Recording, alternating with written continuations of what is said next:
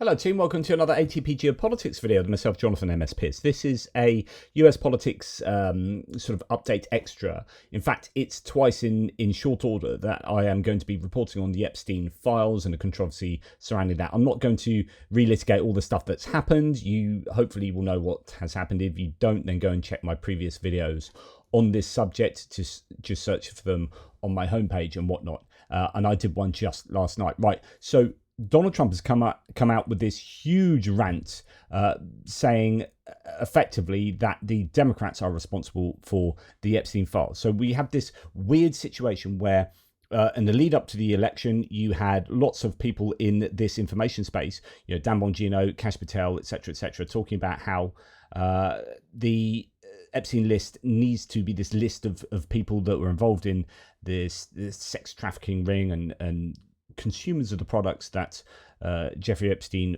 were offering, where products were,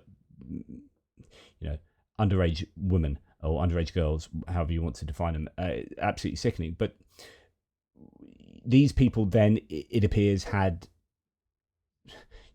Epstein was able to have leverage over them, whether that was Epstein and Ghislaine Maxwell on their own, or whether there were intelligence services such as Mossad, as some people are speculating, involved as well. It doesn't really matter for this point. So you had people clamoring for the release of this clients list that, remember, this had happened.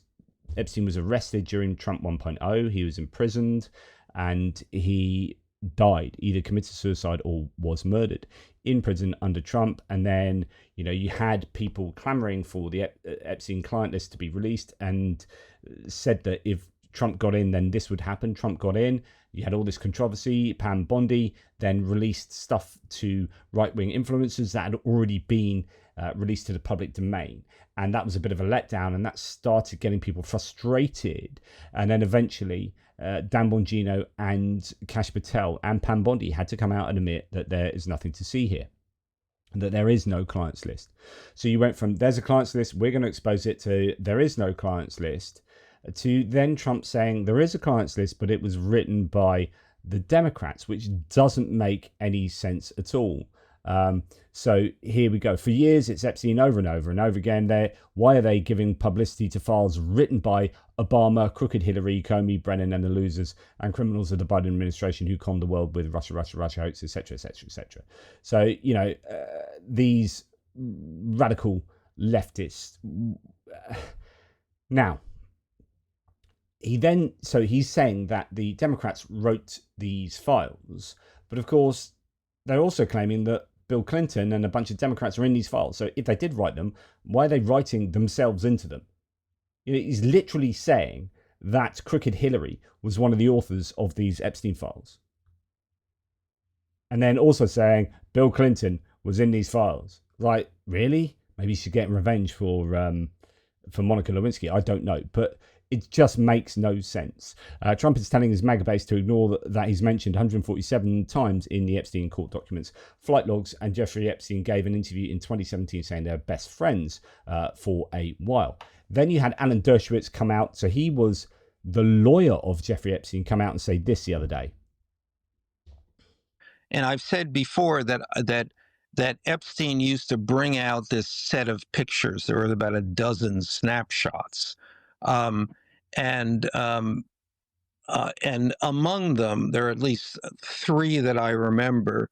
Sorry, this isn't Alan Dershowitz. This is Michael Wolff, the author. I'll play you Alan Dershowitz, the lawyer of Epstein, in a second. This is Michael Wolff, the an author who has written plenty of books on Trump and whatnot. Two of topless girls sitting in Trump's lap around Epstein's swimming pool, and then one with a stain on the front of Trump's pants with 3 or 4 girls laughing and pointing at it. So I have seen those pictures. So what's your best guess as to where they are? Well, I'm my best guess is that Epstein kept them in the safe. A safe was emptied out by the FBI. Where are those pictures? So he's saying that there are definitely pictures concerning Trump. FBI has those pictures. So that's one thing. Then we have Alan Dershowitz, the lawyer of Jeffrey Epstein, saying this. So I knew every document would prove I was innocent. So let me tell you, I know for a fact documents are being suppressed. And they're being suppressed to protect individuals. I know the names of the individuals. I know why they're being suppressed. I know who's suppressing them. But I'm bound by confidentiality from a judge and cases, and I can't disclose what I know. But I hand to God, I know the names of people whose files are being suppressed in order to protect them. You do every day. Okay, so take that with a pinch of salt, maybe, but he seems to be someone who's in a perfect position to know of these people. And then, you can put together there are plenty of different interviews concerning Epstein. The Fox News interview of Donald Trump asking whether he would release the files, and he says, for JFK, yes. For Martin Luther King, yes. For Epstein, yes. Well, actually, no, not too sure. And he kind of goes back on his initial reaction. Here, he's in an interview with Axios. Mr. President, the other day a reporter asked you about Ghislaine Maxwell. Some time ago. You said, quote, "I just wish her well, frankly. I've met her numerous times over the years, especially since I lived in Palm Beach, but I wish her well, whatever it is." Mr. President, Ghislaine Maxwell has been arrested on allegations of child sex trafficking. Why would you wish such a person well? First of all, I don't know that, but I do know that She has. She's been arrested for that. You know her that. friend or boyfriend Epstein. was either killed or committed suicide in jail. She's now in jail. Yeah, I wish her well. I'd wish you well. I'd wish a lot of people well. Good luck. Let them prove somebody was guilty. I mean, do you know that? Oh, so you're saying you hope she doesn't die in jail? Is that what you mean by wish her well? Her boyfriend died in jail, and people are still trying to figure out, how did it happen? Was it suicide? Was he killed? And I do wish her well. I'm not looking for anything bad for her. I'm not looking bad for anybody. And they took that and she's a alleged child sex trafficker. Big deal. But she's not alleged. She's been found guilty. All it is her boyfriend died. He died in jail. Was he killed? Was it suicide? I do. I wish her well. Just a really, really bizarre interview, that. Interesting other nugget to add in here, that Epstein's calendar contained multiple meetings with Peter Thiel. So Peter Thiel is the guy behind Palantir. He is one of these South African tech bros who's at the center of the US government, I think, or adjacent to, but pulling lots of strings. Although Peter Thiel is gay, I don't think he's going to be involved in maybe the sexual side of things, but my goodness, if he's meeting with Jeffrey Epstein, what is going on there? The plot thickens. So we have this situation where Obama and Hillary wrote the Epstein files and they put Bill Clinton's name in them. Somehow I don't think the paedophile president has thought through the last bald-faced lie thoroughly, says Bill Madden there. Matt Gaetz, as I reported last night, just bailed on a Charlie Kirk gig and is hustling to DC at Trump's request. So are you going to see Pam Bondi replaced? And that is a question we're going to look at a little bit at the end of this. But if she's going to be replaced by Matt Gaetz, who is himself involved in sex trafficking, then my goodness, what a crazy world we live in. Then, as I said last night, John Ossoff and other Democrats are really coming out very forcefully against Trump. What I'm trying to do is just repaint this picture that this is a desperate situation for Trump before we look at what the reaction is from within MAGA sphere.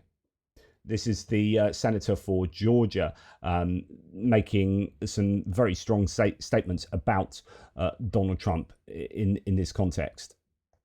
Files.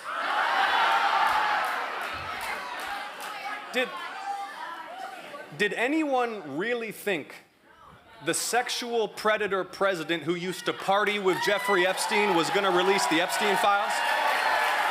So ouch, there is an awful lot of that kind of rhetoric going around. Defmont here saying, so let me get this straight. Epstein files were withheld by Democrats to protect Clinton, Bill Gates, etc. But now they're withheld because they were made up by Clinton, Bill Gates and Obama. I don't follow. Why create fake files that would hurt yourself?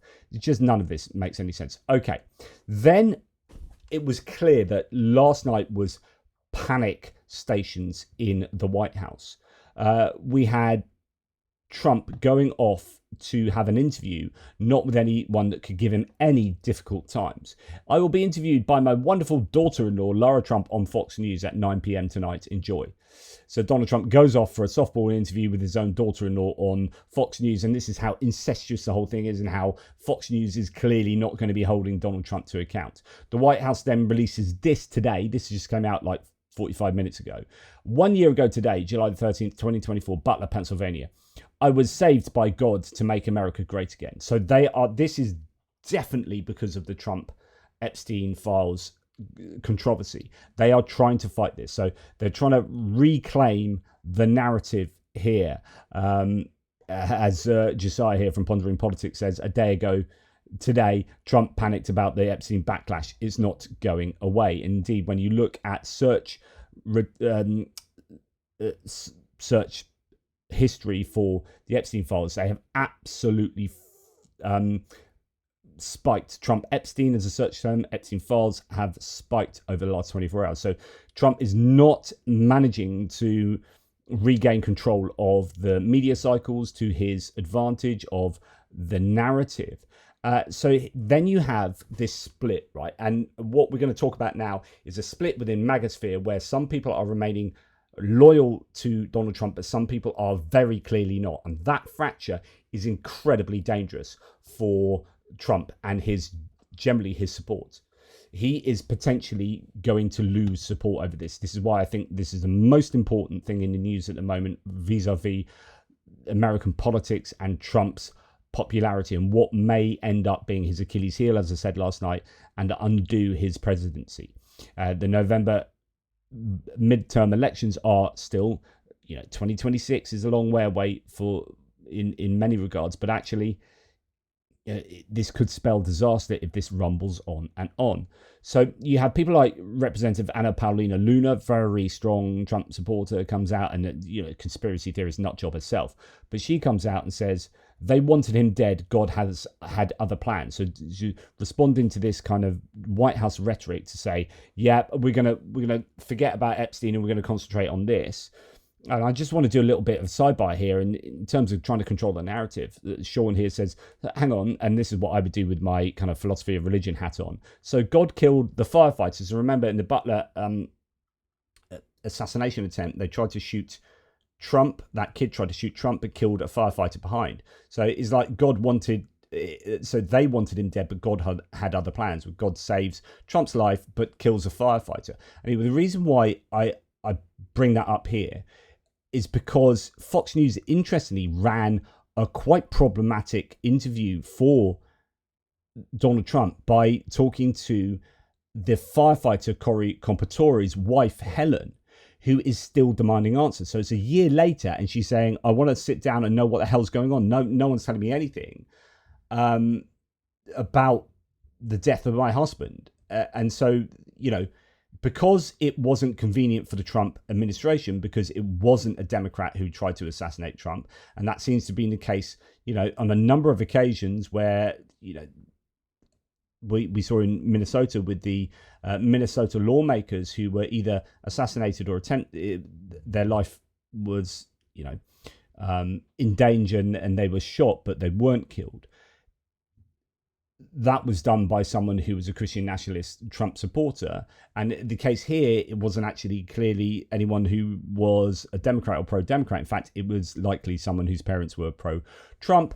And so that gets kind of lost. We'll forget about that. We won't talk about that. And the problem here is that means that it's deprioritized and, nothing's really much is done about it. And now you have the wife of the firefighter who was championed by Trump straight after the event, and he visited her, I think, and were mentioned at rallies and whatnot.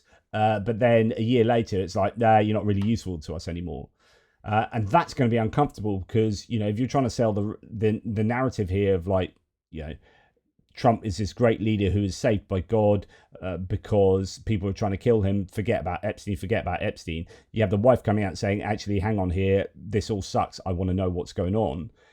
Then it makes it all rather problematic. So you've got this fracture in the MAGA sphere where people are either sticking with Trump or clearly not. Here's an example of someone sticking with Trump, which is Mike Scott. Let's have a look at who he is. I don't think it's a Mike Scott who's a senator. It's Christian conservative. Back on Twitter after Elon. So there you go. That's who he is, a Trump supporter. Okay. So this has nothing to do with the midterms. If people want to continue to change America, they will vote the way they did in 2024. If they don't, they were nothing but hot air to begin with. In other words, forget Epstein. We need to just focus on the midterms and blah, blah, blah. Adam Kinzinger saying, watching the cope. So he's a former Republican, saying, now we have gone into pedos are okay if they lower taxes on the wealthy. How an entire group has been so convinced to vote against their own interests should be studied for years. So this fracture is no better, I think, illustrated by first looking at how people have changed. This You Twitter thread is brilliant, by the way. This You just consistently comes out with things people have said a couple of years ago and things they're saying now. And they're like, is this you? Like, because you said this over there and now you're saying something completely different. So you have a lot of people who a couple of years ago or earlier this year even were saying the Epstein list is the ultimate trump card. Brendan Dilley, whoever this person is. Yeah, can't wait for Trump to expose the Epstein list, right? That was February the 26th, 2025. July the 12th. I hope this means we can stop talking about this stupid shit. Now it's really inconvenient. Now that Trump has said something else, I need to stick by Trump. And no, okay, it's not about the Epstein list. Even though I was saying before, it's all about the Epstein list. And then you have Donald Trump Jr. Show us all the Epstein client list now. Why would anyone protect these scumbags? Ask yourselves this question daily and the answer becomes very apparent. Well, now we have not Donald Trump Jr. saying anything that goes against that, but his father. Stop talking about Epstein. Literally tweeting or posting on Truth Social. Stop talking about Epstein. Where Donald Trump Jr. previously in 2023 here was like, I want to see the client list. And he's been up in these different conferences talking about this, waxing lyrical about how his dad can't be on the list, blah, blah, blah. And then people have pointed out to him in public that his dad was on the flight log 7 times. So what you're talking about. Anyway, he's been very quiet, actually, the last couple of weeks on Epstein. It's quite remarkable how little Donald Trump Jr. has said. Well, it's not remarkable. It's quite understandable, I guess. Now, you have a couple of people who are, I think, again, emblematic of this fracture. Now, you might think this is, why are you telling me about Cat Turd and Gunter Eagleman on Twitter? But actually, these people have millions of followers and they are massive MAGA Trump supporters. And they do have influence and they exist firmly in this information space. But there's actually a fracture between these two people who are arguing with each other. And I think this tells you everything that's going on. So you got Cat Turd here saying in 2024, Epstein's Island is nicknamed Grape Island. You don't go to Grape Island to fish. You don't go to Grape Island for the yowl. Every single Hollywood actor and politician who went there needs to be exposed for the scumbags they are. That was in 2024. In 10 hours ago, he said, good night, everyone. My advice is to mute or block all negative black pill accounts. It's amazing how successful the first 6 months of the Trump administration has been. Don't let these sourpuss chronic complainers hijack your happiness. Be positive. We're winning. Have a great Saturday night. What? And indeed, just recently, when this started coming out, Gunter Eagleman, who's this other version of Cat Turd, but one is staying very loyal to Trump. That's Cat Turd. And one has gone the other way and is going with the what the hell's going on with Epstein. So Gunter Eagleman said the other night, is the Comey investigation. So what happened is the Department of Justice said, we are drawing a line in the sand. There's nothing to see here. There's no client list.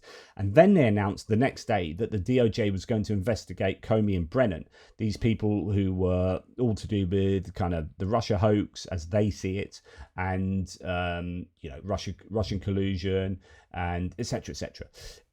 So a day later, it was an attempt to change the narrative. It's like, oh, this is really, really uncomfortable. The DOJ are not looking into Jeffrey Epstein anymore. So we're going to look into Comey and Bannon. So, to which Gunter Eagleman actually nails what's going on. Is the Comey investigation a distraction from the Epstein files? Cat Turd then attacks Gunter Eagleman. These two are usually, hand in glove. What the WTF are you doing? which kind of almost talks to like, what are you doing? We're supposed to be coordinating. This is supposed to be, we're supposed to be doing X, Y, and Z. It's almost like this is a coordinated. We are a coordinated form of the Trump administration campaign infrastructure. What are you doing saying this? Fascinating. Gunter Riegelman then went on to say, FYI, they are covering it up and they know we know and they still don't care. Wow. So there's an example of the fracture. Let's look at the fracture a little bit more. It's going to be championed by Elon Musk. So Elon Musk has entered the chat again, says this source. As Elon Musk last night said, seriously, he said Epstein half a dozen of times. This is Trump. He said Epstein half a dozen times while telling everyone to stop talking about Epstein. Just release the files as promised. So then he gets involved, and then you have got, I mean, I could go through so many of these. They're all over the internet, of MAGA Republicans who are now going against Trump as a result of the Epstein files. So Henry Sisson says, MAGA has completely turned on Trump. I wouldn't say completely, but there is definitely a fracture. These are the replies to his most recent statement on Epstein. Not a single positive comment. MAGA is furious at Trump right now. So one thing to note, by the way, and you can go and look at these like MAGA people attacking him, like, Mr. President, we were promised everything was going to get exposed and the deep state thugs were going to get exposed. Respectfully, release the files, transparency or complicity. We love the job you're doing, Mr. President, but the fact Jeffrey Epstein files must be made public and then prosecution of these pedos must follow.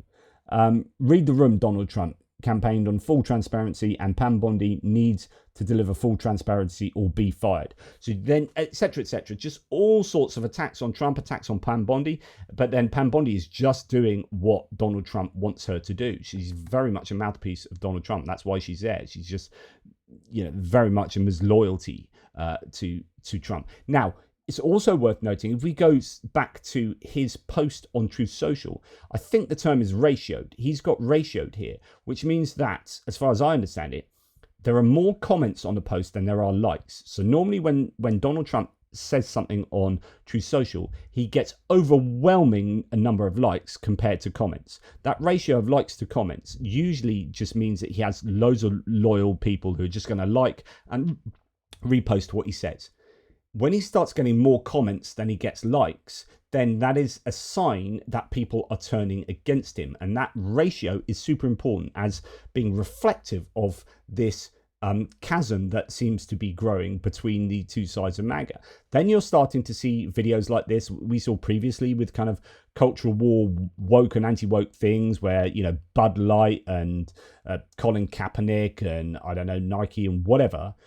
You have people burning stuff and destroying things as a kind of sign of their anger. Here we have someone burning 3 MAGA hats. Here we have someone else burning a MAGA hat, and it's becoming a bit of a thing. So just burnt my MAGA hat, says this person. Why the F would you go to that island? So people in the MAGAsphere are not happy. And again, here we have, same, says the Dark Kite, burning his MAGA cap and swearing at the cap as well. Trump betrayed his voters, and to their credit, they see it now, says Ben Mycelis from the Midas Touch Network. Very interesting situation that is rumbling on here. Now, it's even worse than just people burning their MAGA cats when you get people like this. So the next few are like incredibly important. So Henry Sisson says, wow, even Trump's crazy former national security advisor, Mike Flynn, is demanding transparency from Trump on the Epstein files. MAGA is collapsing right before our eyes, and I'm enjoying every moment of it. And actually, I don't know that it's going to fully collapse, but these are problems. When Mike Flynn is not happy, you have lost one of your biggest champions.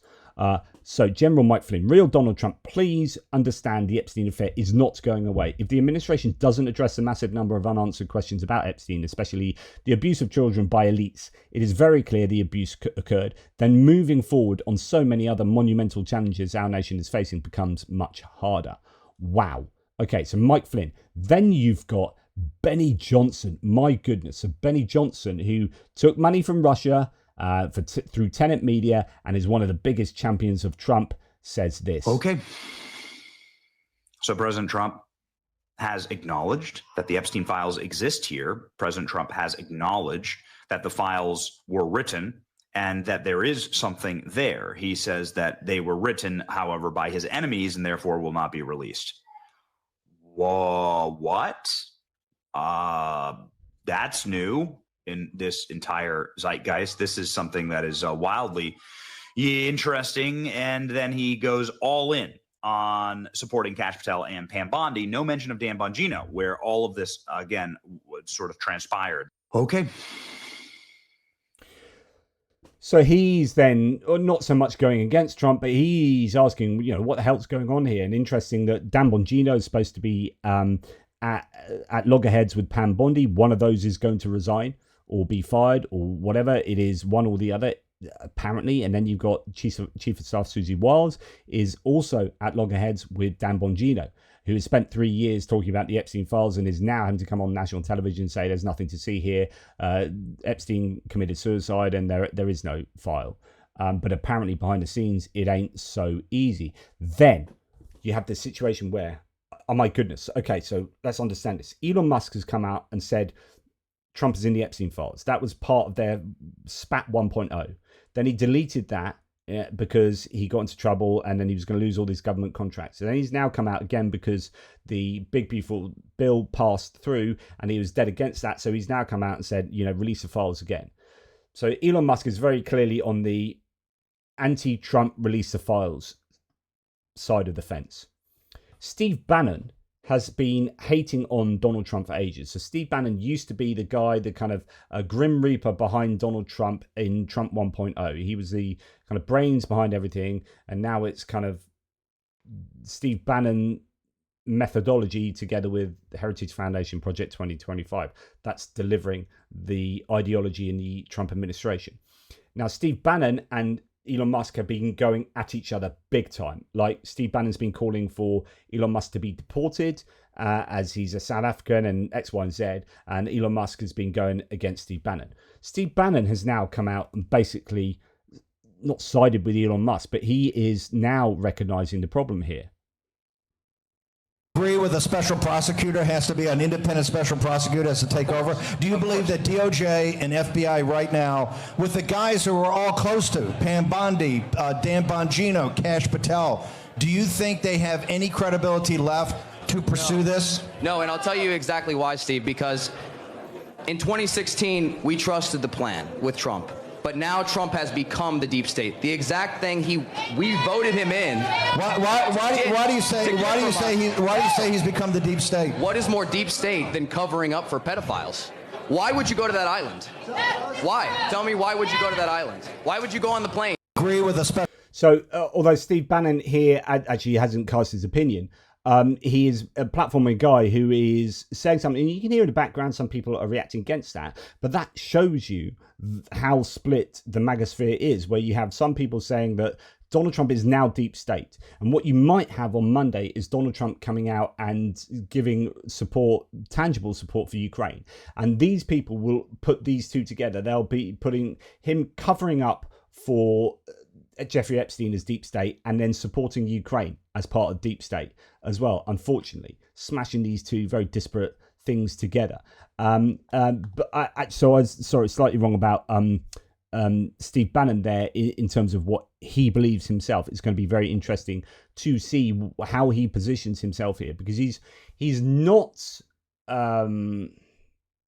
he has been known to be critical of Donald Trump. Obviously, I mean, he did that in Trump 1.0, particularly after he left government. And he's one of these somewhat independent thinkers. Tucker Carlson's doing a little bit of that at the moment. And these people, Tucker Carlson is another one who is going down the kind of anti-Trump, although he's not really communicating it as being anti-Trump, but really as anti kind of DOJ and anti FBI, because Tucker Carlson knows what side his bread is buttered. So he's going to be very careful not to attack Donald Trump. And he said, I don't think Trump was on the island, and I don't think blah, blah, blah. And I don't. So he's like playing it somewhat safe, whilst also being really, really hard against the government compromise in terms of Jeffrey Epstein. Then Yeah, so here we have Steve Bannon just fired a warning shot at his own party. Release every page of the Epstein files or kiss 35 to 40 GOP House seats goodbye. So yeah, I knew that he had said something. So here it is. Sorry, my confusion, so much going on in my head. He says a MAGA base will stay home if the sunlight isn't total. House control is now a hostage to full disclosure. So a lot of people saying the midterms in 2026 are up for grabs now, big time. Like the Democrats have a massive chance precisely because of the Epstein files and the lack of disclosure. And if Trump doesn't release every page of the Epstein files, says Steve Bannon, you can kiss goodbye to 35 to 40 GOP House seats. And when you've only got a majority of, 3, that is an absolute disaster. So you have some of these real big name supporters of Trump and MAGA starting to now come out against Trump, or certainly against the government in general. Let's just go to the Bulwark and Bill Kristol and Sarah Longwell. So the question is, who is going to be the fall guy? Is Pam Bondi going to go? The thing is, if Pam Bondi goes, she is just the mouthpiece for Trump, right? So that is, in effect, getting rid of a version of Trump. But if Dan Bongino and Kash Patel go, then they are maybe the other side of the coin. And so there's so many dynamics that are at play here. And whoever is the fall guy will tell us something, and something pretty big. This is Bill Kristol talking about, whether Pam Bondi will go and what that means. Dangerous enough things for them, right? So that we waltz, so they don't really reveal stuff.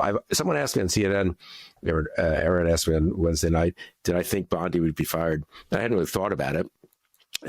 And I said, I didn't, my instinct was no, because she must know a lot. I mean, if you're Attorney General and you're, waiving every case, getting rid of every case that's against any Trump friend and associate, Trump himself, of course, too, you're authorizing you're firing attorneys who did do their job and prosecute Trump and prosecute the J6 insurrectionists. I mean, all the things she's been doing, the blind eye to the graft, to the grift and all this. I would think Trump would be a little nervous about her leaving. And also she's had direct conversation. Presumably Trump has told her to do a lot of these things. And she in fact says so all the time. I work directly for Donald Trump. There's not that much of an intermediary. Bongino, a little lower level, right? So I think they're circling the wagons around Bondi, which is problematic, don't you think? I mean, she's out there. She was these other people, they said horrible things when they were doing podcasts and attacked Biden in stupid and they were totally irresponsible ways. It should have prevented any of them from having the job they have now. And if we had more than 1 or 2 Republican senators who had any conscience and courage, they wouldn't have the jobs they have now. I will point out both Bondino and Patel Bondi and Patel were confirmed by the Senate, but they have the jobs they have now, and I think Trump is nervous about losing, especially Bondi. She said this as Attorney General. It's one thing to say these terrible things when you're in opposition and you're a podcaster. You don't know all the facts. You can kind of say I was being a little rhetorical. She was Attorney General of the United States. I have the file on my desk, blah, blah, blah. Oh, there is no file. There's no list. Well, there is a file, I guess. There is a file. There's no list. And then I thought we had an excellent piece found by Phil Rotner pointing out how carefully worded that statement, which had no names on it, but from Justice and FBI, was about, the statement which says, well, there is no, was a client list in quotation marks, which doesn't, I know, did anyone think there was literally a list? The question is, were there names in there that also, could be... it's not clients. This was not like a paid service. Right, this was the raping of young girls. Right. And maybe Epstein got things in return, a business for his fake investment firm, or just other things he could hold over people, or maybe it was just whatever. You're right. So it wasn't very little client. There's no client list. And there was something else too there that Phil pointed out in his piece, that it doesn't really say anything about what's in the files and what is in the files. And does Patel think it's legitimate just to say there was never anything there? Maybe he could explain a little bit. I mean, there's a whole history of this case, right? So I've got a few thoughts on this I want to run by you, because there's one I've been quite annoyed as I watch people sort of kayfabe, as JVL would say, or pantomime the idea of like Bondi must go. she must go, why? So, like, okay, let's just play that out hypothetically. Bondi goes, you replace that person with DOJ, with the head of DOJ, Matt Gaetz, right? You get a sex trafficker in charge of sex trafficking, or at least an accused sex trafficker in charge of it. Okay, so you got somebody with personal experience in the matter. Then what? Like, the presumption there is that the list exists and it is Pam Bondi who is standing in front of its release. The thing that the Kash Patel tweet makes clear to me, but something that I already was pretty clear on, which is Pam Bondi is doing what Trump is telling her to do.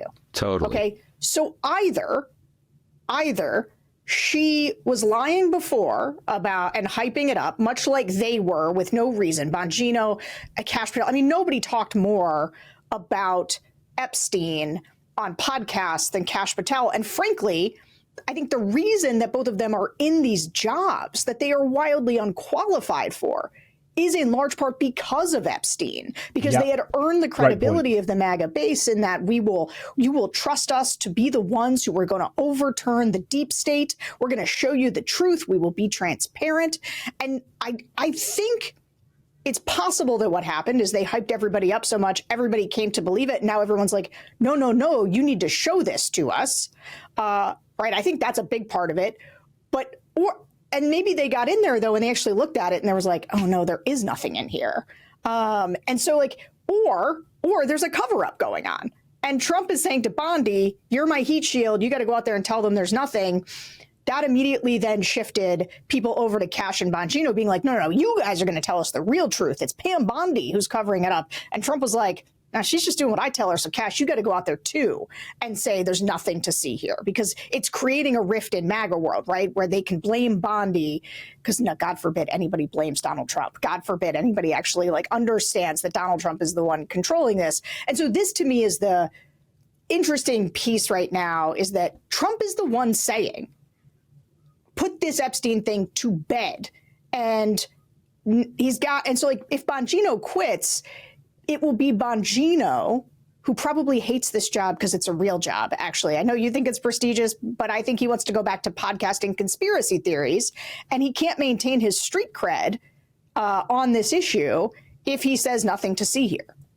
And so, Dan Bongino has come out recently and said, look, this job's really hard. I'm not really enjoying it type thing, because, he's deputy director of the FBI. Now there's breaking news just coming out now that Dan Bongino has allegedly left his role as deputy director of the FBI, but has not formally announced his resignation.